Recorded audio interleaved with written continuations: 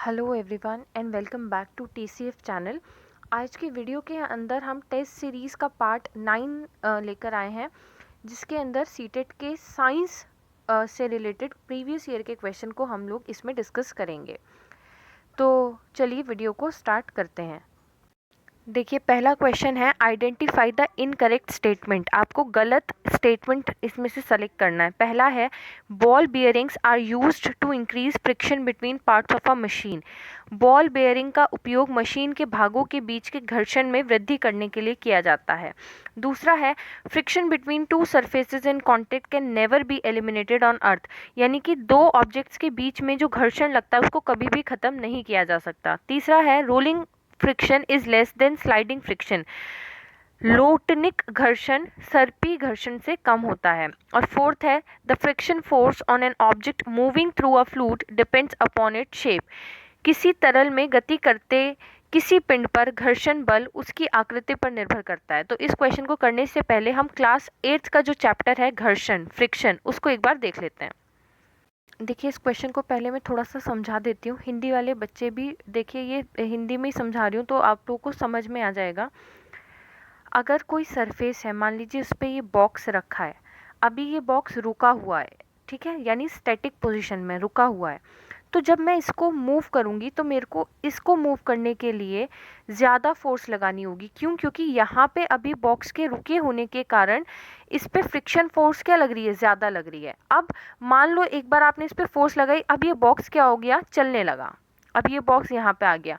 अब इसको इसी स्पीड में चलाए रखने के लिए जो फोर्स लगेगी वो इस फोर्स से तो कम होगी, है ना। अब मान लीजिए कि आपने इस बॉक्स के नीचे, इसकी तीसरी पोजीशन में आपने क्या किया, इस बॉक्स में ऐसे करके पहिए लगा दिए। तो अब आपको जो फोर्स लगेगी वो और भी कम लगानी पड़ेगी। तो कहने का मतलब ये है कि पहले जब बॉडी स्टैटिक पोजीशन में थी, रुकी हुई थी, तो फ्रिक्शनल फोर्स ज़्यादा थी। इसी कारण बॉक्स को मूव करने के लिए जो हमने फोर्स लगाई वो भी ज़्यादा लगाई। फिर बात करते हैं जब बॉक्स मूव कर रहा है। अब एक बार बॉक्स मूव करने लगा तो उसमें जो फोर्स लगानी पड़ेगी वो इस वाले के मुकाबले, फर्स्ट वाली फोर्स के मुकाबले कम लगेगी। क्यों? क्योंकि स्लाइडिंग फ्रिक्शन, जब बॉक्स स्लाइड कर रहा है तो वो स्लाइडिंग फ्रिक्शन कम है। और थर्ड वाले केस में जब बॉक्स रोल कर रहा है, अब क्या कर रहा है? गोल गोल रोल करेगा, तो रोलिंग फ्रिक्शन और भी कम हो जाएगी। तो मेन बात यहाँ पर समझने वाली एक चीज़ है कि जो स्लाइडिंग फ्रिक्शन है उससे कम कौन सी फ्रिक्शन होती है? स्लाइडिंग फ्रिक्शन से भी कम रोलिंग फ्रिक्शन होती है। तो स्लाइडिंग फ्रिक्शन है, और स्लाइडिंग फ्रिक्शन से भी कम कौन सी वाली फ्रिक्शन आएगी? Rolling friction. या फिर मैं अगर उल्टा बोलूं तो स्लाइडिंग फ्रिक्शन क्या होती है? ज़्यादा होती है रोलिंग फ्रिक्शन से। ये बात आपको समझ में आई। अब एक बार एनसीईआरटी में इसको देखते हैं। ये फ्रिक्शन वाला चैप्टर है क्लास 8th का। अगर देखिए इसके अंदर आप देखें तो यहाँ पे देखिए the force required to overcome friction at the instant an object starts moving from rest is a measure of static friction. अगर बॉडी रुकी हुई है तब उस पर कौन सी फोर्स लगी? स्टैटिक फ्रिक्शन लग रहा है। जब बॉडी स्लाइड करने लगी तो स्लाइडिंग फ्रिक्शन है। अब अगर बॉडी रोल कर रही है तो रोलिंग फ्रिक्शन है। तो सबसे ज़्यादा फ्रिक्शन कौन सा होगा? स्टैटिक। उसके बाद उससे कम कौन सा होगा? Sliding friction. और सबसे कम फ्रिक्शन कौन सा होगा? Rolling friction. तो ये एक बात हमने समझ ली। एक चीज़ है कि जब जैसे आपने देखा होगा चिड़िया हैं वो आकाश में उड़ती हैं, ठीक है, तो वो फ्लूइड के अंदर मूव कर रही हैं। फ्लूइड किसे बोलते हैं? लिक्विड और गैसेस को आप समझ लीजिए कि लिक्विड एंड गैसेस फ्लूइड के अंदर आती हैं। अभी मैं सिंपल टर्म्स में इतना ही बताती हूँ आपको, ठीक है। तो अगर बर्ड्स वहाँ पे मूव कर रही हैं तो फ्रिक्शनल फोर्स तो एयर भी लगा रही होगी बर्ड के ऊपर। तो लेकिन बर्ड्स की शेप ही ऐसी है कि वो उस फ्रिक्शनल फोर्स को क्या करती हैं? ओवरकम करती हैं, कम कर देती हैं, और उनकी और आराम से हवा में मूव कर पाती हैं। तो देखिए the frictional force on an object in a fluid depends on its speed. तो जो हवा या पानी के अंदर बॉडी के ऊपर जो फ्रिक्शनल फोर्स लगती है वो तीन चीज़ों पर डिपेंड करती है। एक तो उस ऑब्जेक्ट की स्पीड पर, ठीक है, दूसरा उस ऑब्जेक्ट की शेप पर, और तीसरा कि फ्लूइड का नेचर कैसा है। जैसे शहद है, शहद ज़्यादा डेंसर होता है, या पानी है तो पानी कम डेंसर है, तो कैसा फ्लूइड है। और गैसेस तो और भी कम डेंसर होती हैं, है ना। तो कैसा फ्लूइड है उस पर डिपेंड करता है। तो ये चीज़ हमने देखी। इसीलिए एरोप्लेन की शेप भी एक स्पेशल शेप दी जाती है। जैसे बर्ड्स एंड फिशेस की शेप होती है, ऐसी ही एरोप्लेन की शेप डिज़ाइन की गई है। कि हिंदी वाले बच्चे एक बार यहाँ समझ लें, आपने कोई एक बार ये अनुभव किया होगा, देखो यहाँ पे जो ये चीज़ मेंशन है कि किसी रुकी हुई वस्तु को विराम से, यानी रुकी हुई है उसे गति में लाना, उसे मोशन में लाने की स्थिति में घर्षण पर पार पाने के लिए वस्तु पर लगाया जाने वाला बल स्थैतिक घर्षण की माप होती है, यानी स्टैटिक। ठीक है, तो हिंदी में भी स्टैटिक ही बोलते हैं, बस लिखते स्थैतिक करके जो है इस तरीके से लिखते हैं। इसके विपरीत किसी वस्तु को उसी चाल से गतिशील रखने के लिए आवश्यक बल उसके सर्पी घर्षण की माप होती है, यानी कि स्लाइडिंग फ्रिक्शन होता है। ठीक है, तो वही चीज़ हमने बताई, स्टैटिक फ्रिक्शन सबसे ज़्यादा होता है, उसके बाद कम फ्रिक्शन कौन सा होता है, स्लाइडिंग, और सबसे कम कौन सा होता है, रोलिंग। रोलिंग यानी कि जब चीज़ें घूम घूम कर जाती हैं, रोल होकर जाएंगी। हमने एक चीज़ देखी कि रोलिंग फ्रिक्शन सबसे कम है, इसी कारण देखिए आपने देखा होगा कि साइकिल के जो पहिए होते हैं उसमें भी कई बार हम छोटे छोटे गोल गोल बॉल बियरिंग्स पहनाते हैं, या फिर फैन वगैरह के अंदर आपने देखा होगा ये बॉल बियरिंग्स हैं। तो ये क्यों लगाई जाती हैं, ताकि इनमें फ्रिक्शन कम हो, क्योंकि ये क्या करेंगी, रोल करेंगी, तो फ्रिक्शन कम होगा।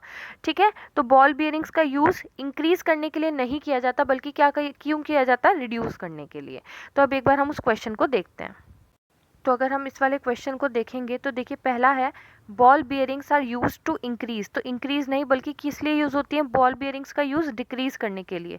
तो गलत कौन सा होगा, पहला स्टेटमेंट ही गलत होगा। सेकेंड वाला आप देख लीजिए, friction between two surface in contact can never be eliminated, कभी भी, हाँ ये बात बिल्कुल ठीक है कि हमेशा दो ऑब्जेक्ट जो कॉन्टेक्ट में होंगे उनके बीच में घर्षण फोर्स जरूर लगेगी ही लगेगी, तो ये चीज़ सही है। तीसरा है रोलिंग फ्रिक्शन, हिंदी में बोलते हैं लोटनिक घर्षण, सर्पी घर्षण से कम होता है, तो बिल्कुल ये बात हमने देख ली। फोर्थ है the frictional force on an object moving through a fluid, fluid के अंदर क्या आती हैं, गैसेज आती हैं और लिक्विड आता है, तो क्या वो डिपेंड करती है शेप पे, तो बिल्कुल ये बिल्कुल ठीक बात है कि शेप पे डिपेंड करता है। तो ये वाला आपको क्वेश्चन अच्छे से समझ में आया होगा, इसमें कौन सा ऑप्शन गलत है, फर्स्ट वाला ऑप्शन गलत है। नेक्स्ट क्वेश्चन अब हम देखते हैं। देखिए अगला प्रश्न हमारा है identify the correct statement, incorrect sorry, गलत कथन को हमें पहचानना है। The calorific value of kerosene is more than that of call, जो केरोसिन का कैलोरी मान होता है, कैलोरीफिक वैल्यू होती है, क्या वो कोयले से ज़्यादा होती है। मैंने कैलोरीफिक वैल्यू ऑलरेडी बहुत बार समझा चुकी हूँ मैं, क्योंकि प्रीवियस ईयर के बहुत सारे क्वेश्चन हैं जहाँ पे कैलोरीफिक वैल्यू से क्वेश्चन आया है, तो अब मैं दोबारा नहीं बताऊंगी, केवल एनसीईआरटी में टेबल देखकर हम इस क्वेश्चन को अब सॉल्व करेंगे। The calorific value of coal is more than that of wood, क्या कैलोरीफिक वैल्यू कोल की, कोयले की ज़्यादा होती है वुड से। थर्ड है calorific value of biogas is more than that of LPG, biogas का कैलोरी मान ज़्यादा होता है एलपीजी से। The calorific value of CNG is more than that of diesel, CNG का कैलोरी मान डीजल से क्या ज़्यादा होता है। तो चलिए एक बार क्लास 8 का जो चैप्टर है कोल पेट्रोलियम वाला, उसमें हम देखते हैं। देखिए अगर हम इस टेबल को देखें तो यहाँ पे कैलोरीफिक वैल्यू दे रखी है, कैलोरीफिक मान दे रखा है, एक तरफ फ्यूल यानी ईंधन का नाम है। तो काऊ डंग के यानी गोबर की अगर हम बात करें, गोबर के जो उपले होते हैं तो उनका कितना कैलोरीफिक वैल्यू रहती है, 6000 से 8000। फिर वुड का सबसे कम काऊ डंग का ही कैलोरीफिक मान है, उससे ज़्यादा है वुड का, वुड का कितना है 17 से 22000। कोल का है 25000 से 33000, पेट्रोल का है 45000, केरोसिन का भी 45000, डीजल, यानी तीनों का, पेट्रोल केरोसिन और डीजल तीनों का कैलोरीफिक मान सेम होता है। अगर हम बात करें मीथेन की, तो मीथेन और सीएनजी इनका कैलोरीफिक मान एकदम सेम है 50000, एलपीजी का कितना है 55000। लेकिन बायोगैस का देखेंगे आप तो बायोगैस का 35 से 40000 ही है, यानी कि बायोगैस का जो कैलोरीफिक मान है वो एलपीजी से कम है, ना कि ज़्यादा है। और हाइड्रोजन का सबसे ज़्यादा है 1,50,000। तो इसीलिए जो ऑप्शन में कहा गया है कि बायोगैस का जो कैलोरीफिक वैल्यू है वो ज़्यादा है एलपीजी से, वो स्टेटमेंट रॉन्ग होगा। अगर हम यहाँ पे अब देखें तो इसमें जो ये वाला स्टेटमेंट है, देखिए the calorific value of biogas is more than that of LPG, तो ये स्टेटमेंट गलत है, क्योंकि एलपीजी का कैलोरीफिक मान जो है वो 55,000 है और बायोगैस का कितना है 35,000 से लेकर 40,000 तक है, तो इसीलिए वो कम है ना कि ज़्यादा है। तो थर्ड स्टेटमेंट इसका क्या होगा, करेक्ट। नेक्स्ट क्वेश्चन देखते हैं। अब बस travel at a speed of 50 kilometre per hour, एक बस जो है वो कितनी स्पीड से चल रही है, 50 किलोमीटर पर आवर की स्पीड से चल रही है पहली 12 मिनट। पहले 12 मिनट के लिए बस 50 किलोमीटर पर आवर से चली। अब आप जैसे ही क्वेश्चन में मिनट देखेंगे ना, तो देखिए पहले आप देख लो आंसर में किलोमीटर ही दे रखा है, यानी कि मीटर में नहीं चेंज किया, लेकिन आपको मिनट को आवर में चेंज करना पड़ेगा। स्टैंडर्ड यूनिट जो है अगर किलोमीटर पर आवर है तो मिनट नहीं लगेगा, आवर में चेंज करना पड़ेगा। फिर बस 40 किलोमीटर पर आवर की स्पीड से चली, इतनी चाल से चलती है कब के लिए, 18 मिनट। तो कोई बस अपनी यात्रा के पहले 12 मिनट 50 किलोमीटर की चाल से चली और अगले 18 मिनट 40 किलोमीटर प्रति घंटे की चाल से चलती है। इस समय की अवधि में बस कुल कितनी दूरी तय करती है? आपको डिस्टेंस बताना है। तो देखिए कैसे करेंगे इस वाले क्वेश्चन को। पहले आपको एक फॉर्मूला पता होना चाहिए कि डिस्टेंस का formula speed equal to distance upon time होता है, यानी कि चाल बराबर होता है दूरी अपॉन दूरी बटे समय। लेकिन अभी हमें क्या निकालना है, डिस्टेंस। तो डिस्टेंस निकालने के लिए हम क्या करेंगे, उसकी चाल गुणा समय, ठीक है, इस तरीके से। अब हमें टोटल डिस्टेंस फाइंड करना है, लेकिन स्पीड तो 2 बार में उसने चेंज करी है ना। पहली स्पीड 50 किलोमीटर प्रति घंटे की है, फिर दूसरी वाली कितनी चाल है उसकी, 40 किलोमीटर प्रति घंटे। तो देखिए कैसे निकालेंगे। टोटल डिस्टेंस हो जाएगा, अगर मैं पहली वाली स्पीड जो है उसकी 50 kilometre per hour into time 12 minute है। मिनट को अगर आप घंटे में चेंज करेंगे तो आपको किससे भाग करना पड़ेगा, 60 से, ठीक है। जमा का साइन लगाया, प्लस किया, क्यों, क्योंकि हमें टोटल डिस्टेंस निकालना है। तो पहली वाली speed into time plus second वाली, उसमें स्पीड कितनी ली उसने, 40 गुणा 18/60। समझ में आई ये वाली चीज़। अब आप प्लस को बाद में सॉल्व करेंगे, पहले इसे सॉल्व करें और इसे सॉल्व करें, फिर जो दोनों का आंसर आए उनको आप प्लस कर देंगे। तो अगर इसको हम सॉल्व करते हैं तो देखिए कितना आ जाएगा, 10 प्लस यहाँ पे 0 से 0 कट गई, 6 3 18, 6 3 18 और 4 3 12, यानी कि कितना आ गया, 22 किलोमीटर। तो कितना डिस्टेंस कवर किया उसने, 22 किलोमीटर। तो यानी कि कौन सा ऑप्शन करेक्ट आ जाएगा, सेकंड ऑप्शन। इस क्वेश्चन में कोई दिक्कत नहीं होनी चाहिए आपको, बस अगर आपको फॉर्मूला पता है कि speed equal to distance upon time, तो दोनों में से दो चीज़ दी रहेंगी, एक चीज़ आपको निकालनी होगी। तो इसका उत्तर आ गया दूसरा वाला। अगला प्रश्न देखते हैं।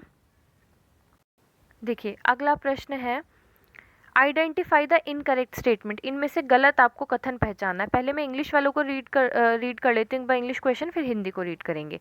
The motion of Earth around it axis is periodic motion. Earth का अपनी जो एक्सिस पर रोटेशन है, क्या वो पीरियोडिक होता है? सेकेंड है, the motion of light is rectilinear motion. जो लाइट का मोशन है, लाइट जो ट्रैवल करती है, क्या वो रेक्टिलीनियर मोशन होता है? थर्ड है, the motion of plugged string of a sitar is oscillatory motion. जब हम सितार को बजाते हैं तो उसमें उसकी स्ट्रिंग्स को खींचते हैं, तो क्या वो ऑसिलेटरी मोशन है? All periodic motion are circular motion. क्या सारे पीरियोडिक मोशन सर्कुलर मोशन होते हैं? ये बात कही है। हिंदी में देख लेते हैं। पृथ्वी की अपने अक्ष पर गति आवृत्ति गति है, यानी कि पीरियोडिक मोशन है। सेकंड, प्रकाश की गति सरल रेखीय गति है, यानी कि सीधी क्या रेक्टिलिनियर मतलब होता है स्ट्रेट लाइन मोशन। थर्ड है, सितार के कर्षित तार की गति दोलन गति है। फोर्थ है, सभी आवृत्ति गतियां वर्तुल वृत्ताकार गतियां होती हैं। तो इन्हें समझने से पहले मैं आपको पीरियोडिक, ऑसिलेटरी और रेक्टिलिनियर मोशन समझा देती हूँ। देखिए मैंने आपको पुरानी वीडियो में पेंडुलम के बारे में बताया है ना।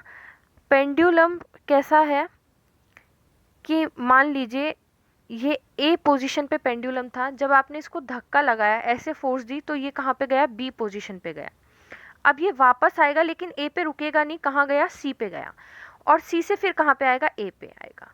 तो ये कहलाता है ऑसिलेटरी मोशन। ऑसिलेटरी मतलब होता है टू एंड फ्रो मोशन। मैंने कल साउंड चैप्टर है ना अपने चैनल पे वीडियो अपलोड कर दी है, उसको आप देख लीजिए, वहाँ पे मैंने ऑसिलेटरी मोशन समझाया है। और ये साउंड चैप्टर इंपॉर्टेंट भी है क्योंकि बहुत सारे सीटेट के क्वेश्चन इस वाले चैप्टर से आए हुए हैं। तो मेरे चैनल का जो लिंक है वो डिस्क्रिप्शन बॉक्स में मिल जाएगा, वहाँ से आप देख सकते हैं। तो ये है ऑसिलेटरी मोशन, यानी आगे पीछे, टू एंड फ्रो। अब बात आती है पीरियोडिक मोशन की। तो पीरियोडिक मोशन मतलब होता है जो मोशन अपने आप को एक पर्टिकुलर समय के अंदर दोबारा से रिपीट करता है। अब आप कहेंगे मैम कि यहाँ पे ये पेंडुलम था तो ये भी तो अपने आप को रिपीट ही कर रहा है, पहले ए से बी पे गया, बी से सी पे, अब दोबारा ये तो ऐसे ही रिपीट करेगा। तो बिल्कुल सही बात है, और हर एक ऑसिलेटरी मोशन एक पीरियोडिक मोशन होता है। क्यों? क्योंकि वो जितना टाइम ए से बी में लेगा फिर सी में, हर बार उतना ही लेगा ए से बी में जाने का। तो हर एक ऑसिलेटरी मोशन पीरियोडिक होता है, लेकिन हर पीरियोडिक मोशन ऑसिलेटरी नहीं है। अब इस चीज़ को हम समझते हैं कैसे। मान लीजिए ये घड़ी है, घड़ी में आपने देखा होगा कि अगर ये सुई है, ये यहाँ से घूमी तो घूम के फिर यहाँ आती है, आई, फिर घूमेगी, फिर यहाँ आएगी, यानी कि अपने आप को रिपीट कर रही है, ठीक है। लेकिन क्या ये इसका मोशन कैसे हो रहा है, एक ही डायरेक्शन में ऐसे मूव कर रही है, वापस तो नहीं आ रही ना, बैक तो नहीं आ रही। तो ऑसिलेटरी मोशन में क्या होता है, टू एंड फ्रो, आगे पीछे। लेकिन पीरियोडिक मतलब होता है एक निश्चित समय काल के अंदर वो अपने आप को रिपीट कर रही है। जैसे कि यहाँ से यहाँ आने में घड़ी की सुई को क्या लगेगा, पूरा का पूरा 1 घंटा लगेगा, ठीक है, यानी कि 60 मिनट लगेंगी, 1 घंटा या 60 मिनट, तो हर बार उतनी ही लगेंगी ना। तो ये पीरियोडिक मोशन है। और अगर रेक्टिलिनियर मोशन की हम बात करें तो रेक्टिलिनियर मोशन क्या होता है, जो स्ट्रेट लाइन मोशन होता है, सीधी डायरेक्शन में होता है। जैसे लाइट है तो लाइट हमेशा सीधे पाथ में ट्रेवल करती है, स्ट्रेट लाइन में ट्रेवल करती है। एक चीज़ मैं और समझा दूं, जैसे ये सन है, यहाँ पे सन है और अर्थ क्या है, चारों तरफ घूम रही है सन के। तो आपने देखा होगा कि ये एक निश्चित समय काल के अंदर इस चक्र को पूरा करेगी, 365 डेज के करीब लगते हैं ना। तो क्या है, ये अपने आप को रिपीट कर रहा है, 365 डेज बाद फिर अर्थ यहाँ से फिर दोबारा जाएगी। तो ये क्या है, पीरियोडिक मोशन। अब आपको अच्छे से समझ में आ गया होगा। तो अब इसमें एक क्वेश्चन में एक फोर्थ ऑप्शन दे रखा था कि क्या सारे पीरियोडिक मोशन सर्कुलर होते हैं। तो अभी हमने एक बात करी कि जो ये पेंडुलम वाला मोशन है ये पीरियोडिक है। क्यों? क्योंकि एक निश्चित समय काल के अंदर ये अपने को रिपीट करता है। पीरियोडिक मतलब जो एक निश्चित समय काल में अपने आप को रिपीट कर रहा है। लेकिन ये तो सर्कुलर नहीं है ना, तो ज़रूरी नहीं है कि सारे पीरियोडिक मोशन सर्कुलर हों। इसीलिए इसका करेक्ट ऑप्शन जो होगा वो होगा फोर्थ। अब आपको एक क्वेश्चन अच्छे से समझ में आ गया होगा, इसको आप दोबारा, एक बार ना समझ में आए तो वीडियो को दोबारा देख के आप समझ सकते हैं। देखिए अगला प्रश्न है हमारे पास, हिंदी में मैं बाद में दिखाऊंगी, पहले इंग्लिश में देख लीजिए। The function of gills in fish is to. Fish के अंदर गिल्स होते हैं जिनको हिंदी में बोलते हैं क्लोम। इनका क्या काम होता है? पहला, take in oxygen from air, हवा से ऑक्सीजन को लेना। दूसरा है absorb nutrient present in water, पानी में जो न्यूट्रिएंट्स प्रेजेंट हैं उनको लेना। थर्ड है absorb dissolve oxygen from water, पानी से डिजॉल्व ऑक्सीजन को लेना। और फोर्थ है excrete waste into water, fish की बॉडी में जितना भी वेस्ट प्रोडक्ट है उनको बाहर निकालना, एक्सक्रीट करना। हिंदी में है मछली में क्लोम या गिल का क्या काम होता है? वायु से ऑक्सीजन ग्रहण करना, जल में उपस्थित पोषकों को अवशोषित करना, जल में उपस्थित विलय यानी घुलनशील ऑक्सीजन को अवशोषित करना, और फोर्थ ऑप्शन है जल में अपशिष्टों को उत्सर्जित करना। तो इस क्वेश्चन को करने से पहले बता दूं कि क्लास 7th में एक चैप्टर है रेस्पिरेशन वाला, जीवों में श्वसन, 10th चैप्टर आई थिंक, वहां से एक क्वेश्चन लिया गया है। तो एक बार हम एनसीईआरटी में इसको देख लेते हैं, फिर देखते हैं। देखिए यहाँ पे आपको ये वाला दिख रहा होगा, मैं जूम कर देती हूँ। देखिए क्लोम जो मछली में है, मछली में एक ऑर्गन है क्लोम, ये क्या होता है? क्लोम जल में घुली ऑक्सीजन का उपयोग करने में मछली की सहायता करते हैं। क्लोम त्वचा से बाहर की ओर निकले होते हैं। देखिए यहाँ पे मैं दिखा भी देती हूँ, अभी इंग्लिश में जब दिखाऊंगी तो वहाँ पे पिक्चर आपको क्लियर दिख जाएगी।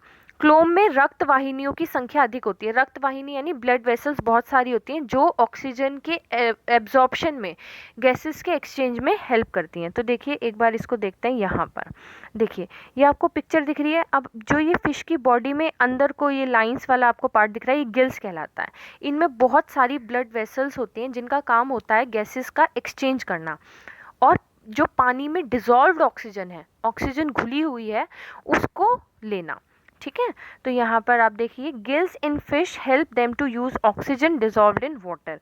Gills are projections of the skin and gills are well supplied with blood vessels for the exchange of gases. तो ये क्वेश्चन आपको अच्छे से समझ में आ गया होगा। तो इसका करेक्ट आंसर क्या आएगा?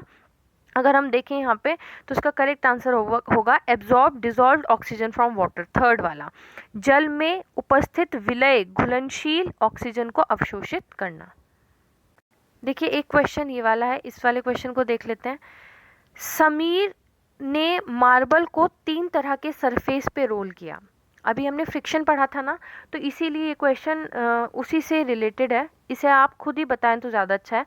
देखिए क्या है, समीर ने कंचों को फर्श पर 3 तरह के अलग अलग सतह हैं। पहले पे सेलोफेन शीट बिछ रही है, सेकंड वाले पे समाचार पत्र यानी न्यूज़पेपर है, और थर्ड पे कालीन है।